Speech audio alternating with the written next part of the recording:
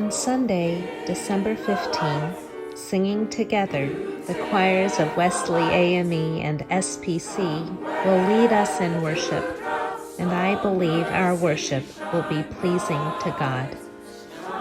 Together during this Advent season, we will make a joyful noise to the Lord. Our hearts and voices will be aligned for this purpose.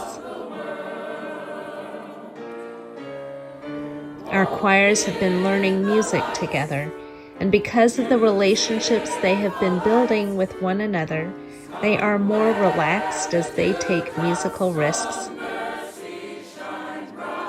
Our worshipful expression will feel like a culmination of the care and friendship our congregations have intentionally been building over the past 3 years.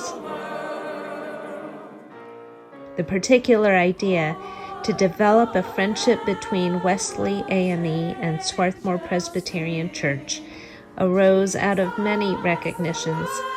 One was that if we want to create a new social reality, we need to address the relationships that form the world. And in some cases, this may mean that existing relationships need to change. And in other cases, it may mean that new relationships that didn't exist before need to be formed. Only when we relate to people in new ways or with whom we never had a relationship before can we become a new creation. Another recognition that guided our friendship was a desire to create relationships that are voluntary, sustainable, and generative over the long term. Congregations are well suited for this kind of effort because everything we do is voluntary. Everything we do flows from the heart.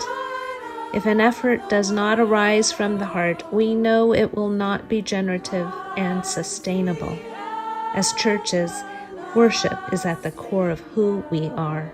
We thought our new relationship would have the most integrity if it too were grounded in the activity of worshiping together.